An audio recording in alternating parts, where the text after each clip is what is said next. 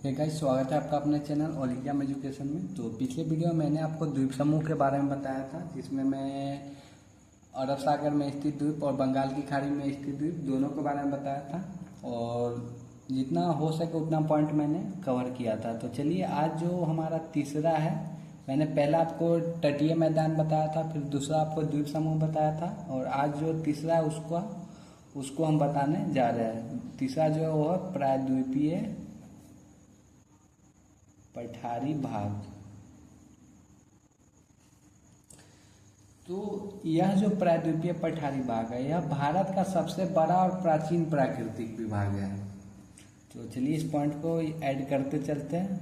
यह भारत का सबसे बड़ा और प्राचीन प्राकृतिक विभाग है। प्राचीन प्राकृतिक विभाग है और इसका जो आकार है, इसका आकार जो है वो त्रिभुजाकार है। इसका आकार त्रिभुजाकार है और ये जो प्रायद्वीपीय पठारी भाग है, इसके पूरब में जो है वो पूर्वी घाट पहाड़ है, पश्चिम में पश्चिमी घाट पहाड़ है जिसको हम सह्याद्री बोलते हैं और उत्तर में विशाल मैदान स्थित है। तो चलिए इसको ऐड करते हैं कि इसके पूरब में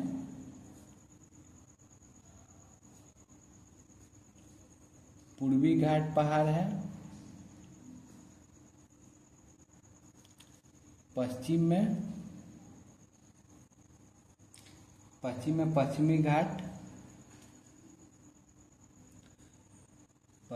घाट पहाड़ है और इसी को हम सह्याद्री बोलते हैं। सह्याद्री इसी को बोलते हैं। तो पश्चिम में पश्चिमी घाट पहाड़ और इसके उत्तर में जो है वो विशाल मैदान है। और उत्तर में विशाल मैदान है। और ये जो प्रायद्वीपीय पठारी भाग है, इसका औसत ऊंचाई जो है वो 600 से लेकर 900 मीटर तक माना जाता है। तो चलिए इसका औसत ऊंचाई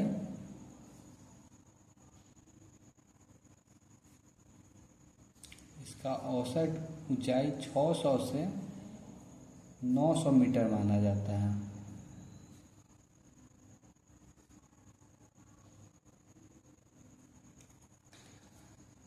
और ये जो प्रायद्वीपीय पठारी भाग है, यह ग्रेनाइट और नीच चट्टान है उससे निर्मित है। तो यह किससे? ग्रेनाइट। तो यह प्राचीन ग्रेनाइट तथा नीच चट्टान से निर्मित है। नीच चट्टान से निर्मित है। तो ये जो हमारा पहले जो क्या बोलते हैं, पहले जो सभी महादेश था वो आपस में जुड़ा हुआ था। तो जब ये सभी महादेश आपस में जुड़ा हुआ था तो इसको हम लोग पेंजिया बोलते थे। जब ये टोटल महादेश आपस में जुड़ा हुआ था तो इसको हम पेंजिया बोलते थे। इसको पेंजिया बोलते थे और इसके चारों तरफ जल था जिसको हम लोग पैंथालासा बोलते थे। पैंथालासा बोलते थे और इसी पेंजिया के ऊपर से तेथिस सागर गुजरती थी। और ये जो आगे चल के जो पेंजिया है, वो पेंजिया दो भागों में टूट गया। तो ऊपर वाला जो भाग था उसको हम लोग अंगारा लैंड बोलते हैं और ये जो नीचे वाला भाग है इसको हम लोग गोंडवाना लैंड बोलते हैं। गोंडवाना लैंड बोलते हैं। तो यही था पहले हमारा। और ये जो प्रायद्वीपीय पठारी भाग है, ये गोंडवाना लैंड का ही खंडित भाग है। तो चलिए ये आप समझ गए होइएगा। और जो हमारा भारत है, ये भारत भी हमारा गोंडवाना लैंड का ही हिस्सा है। तो चलिए ये जो प्रायद्वीपीय पठारी भाग है, प्रायद्वीपीय पठारी भाग किसका? गोंडवाना लैंड का। गोंडवाना लैंड का खंडित भाग है। और ये जो है ये टोटल 16 लाख वर्ग किलोमीटर में फैले हुआ है। यह 16 लाख वर्ग किलोमीटर, या इसको हम किलोमीटर स्क्वायर लिखते हैं, वर्ग किलोमीटर में फैली हुई है।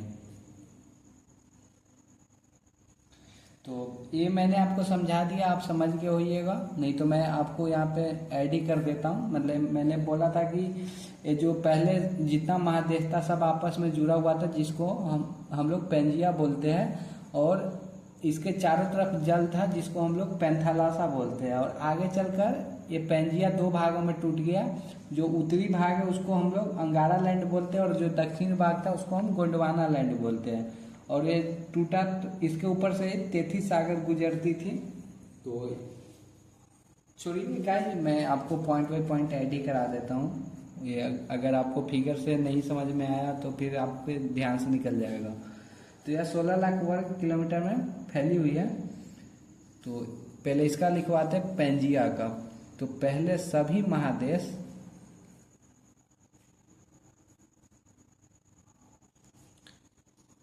आपस में जुड़ी हुई थी।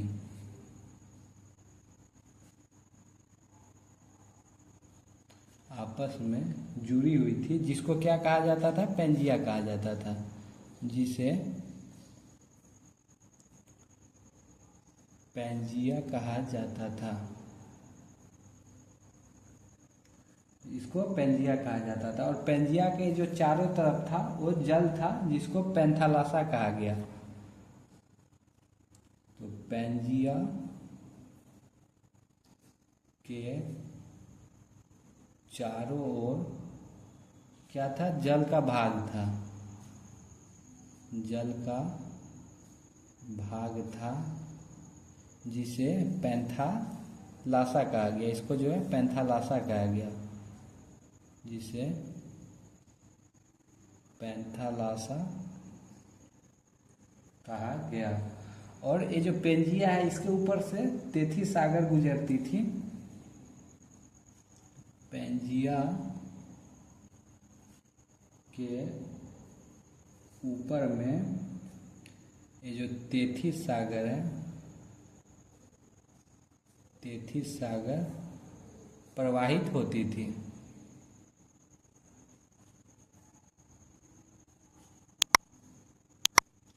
और आगे चल के ये जो पेंजिया है, ये टोटल को हम पेंजिया बोलते थे, ये दो भागों में टूट गया। एक को अंगारा लैंड उत्तर के भाग के, मतलब ऊपर वाले भाग को उत्तर, जो ये उत्तर हुआ है दक्षिण हुआ, तो उत्तर वाले भाग को अंगारा लैंड और दक्षिण वाले भाग को गोंडवाना लैंड कहा गया। तो चलिए इसको भी ऐड करा देते हैं। तो आगे चलकर पेंजिया जल का ब्याह हुआ और पेंजिया के ऊपर से तेथी सागर प्रवाहित होती थी। और उसके बाद क्या हुआ कि आगे चलकर पेंजिया दो टुकड़ा में बट गया। आगे चलकर पेंजिया दो टुकड़ों में विभक्त हुआ। दो टुकड़ों में विभक्त हुआ। और उत्तर, ये जब दो टुकड़ों में बट गया तो ये जो उत्तर के भाग को हम अंगारा लैंड बोलते हैं। ये जो उत्तर वाला भाग है उसको अंगारा लैंड, और नीचे जो दक्षिण का भाग है उसको गोंडवाना लैंड बोलते हैं। तो तेथी सागर के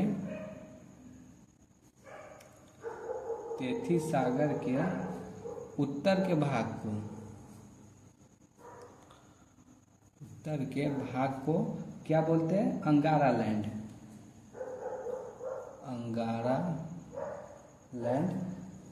और इसी को एक और नाम से जाना जाता है, इसको लारेसिया के नाम से भी जाना जाता है। तो ये भी आप ध्यान में रखिएगा, कहीं ऑप्शन घुमा के वो लारेसिया डाल दिया तो फिर वो पता नहीं चलेगा आपको।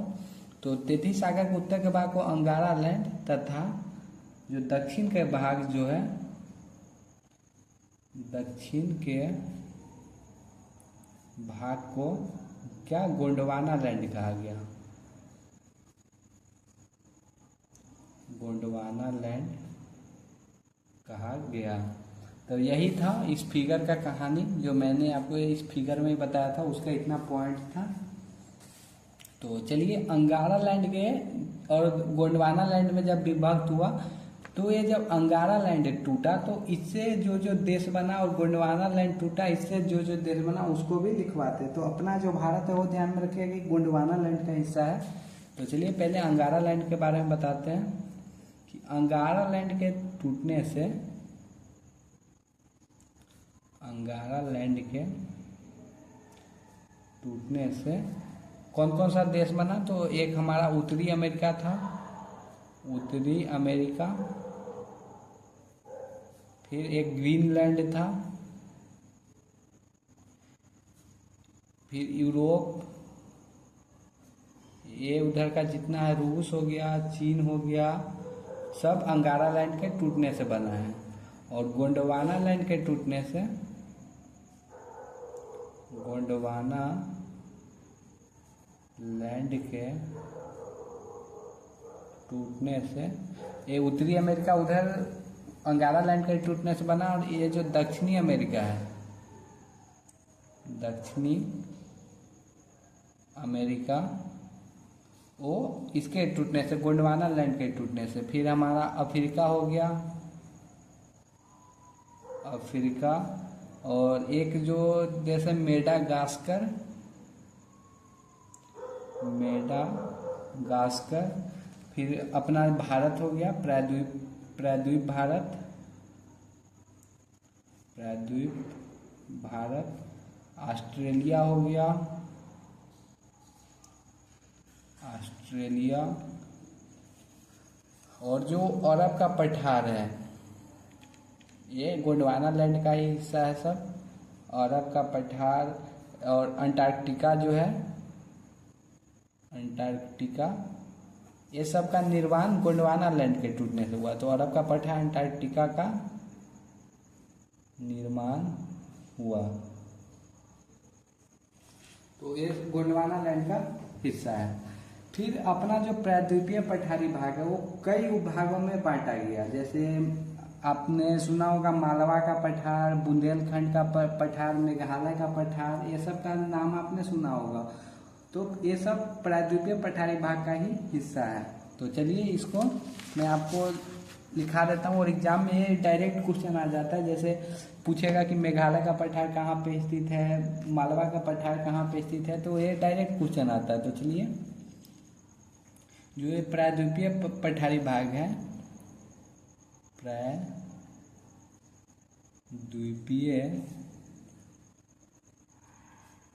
पठारी भाग को कई उपभागों में बांटा गया, कई उपभागों में बांटा गया। तो चलिए मैं आपको बताते हुए चलता हूँ।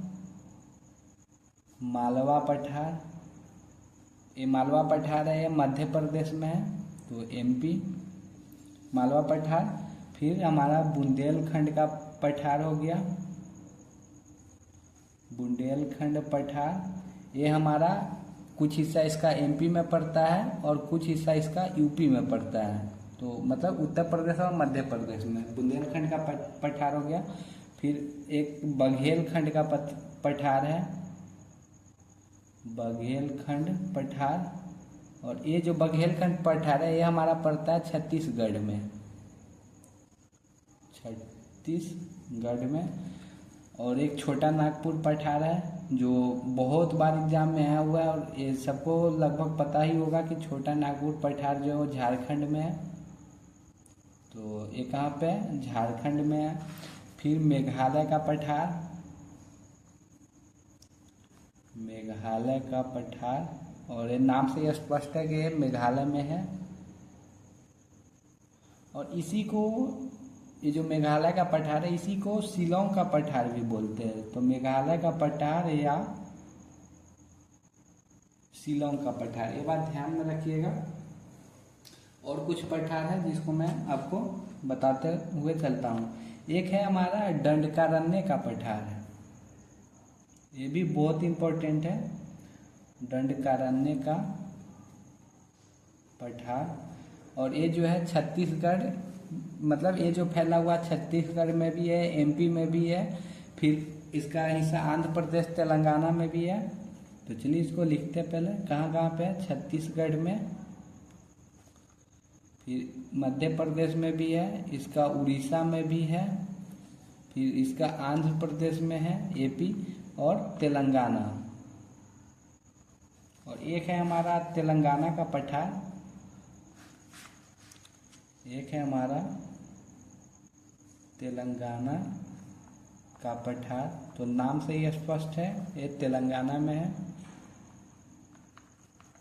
और एक है हमारा कर्नाटक का पठार, कर्नाटक या इसी को मैसूर का पठार भी बोलते हैं, तो ये भी ध्यान में रखिएगा, कर्नाटक का पठार या मैसूर का पठार। तो नाम से ही स्पष्ट है कि कर्नाटक में है। और एक और है हमारा दक्कन लावा पठार, जो आप दक्कन लावा पठार, ये भी बहुत इम्पोर्टेंट है गाइस, ध्यान में रखिएगा। और ये जो है कहाँ पे है, तो ये महाराष्ट्र में है। तो यही था। और ये दक्कन लावा पठार में कुछ और पॉइंट आता है, जैसे इसका निर्माण कैसे हुआ और इस यहाँ पे मतलब कौन सा मिट्टी पाया जाता है। तो एक ध्यान में रखिएगा कि दक्कन लावा पठार में काली मिट्टी पाई जाती है, जिसको हम रेगर या रेगुर मिट्टी भी कहते हैं। और आपको पता ही है कि काली मिट्टी कपास की खेती के लिए सबसे ज़्यादा उपयुक्त होती है। तो चलिए दक्कन लावा पठार के बारे में थोड़ा मैं आपको बता देता हूँ, इसमें कुछ क्वेश्चन आता है। तो दक्कन लावा पठार, इसका निर्माण जो है, दक्कन लावा पठार का निर्माण क्रेटेशियस काल में ज्वालामुखी के उद्भेदन से हुआ था। मतलब दरार पड़ा था ज्वालामुखी के दरार के उद्भेदन से हुआ था। तो दक्कन लावा पठार का निर्माण क्रेटेशियस काल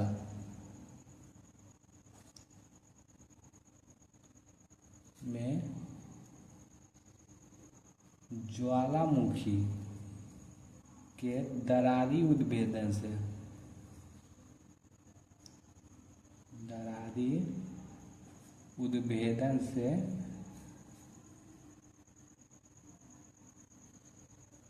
बेसाल्ट चट्टान से बनी है। दक्कन लावा पठार जो बेसाल्ट चट्टान से बनी है। और यहाँ पे मैंने आपको बताया कि काली मिट्टी पाई जाती है, तो इस क्षेत्र में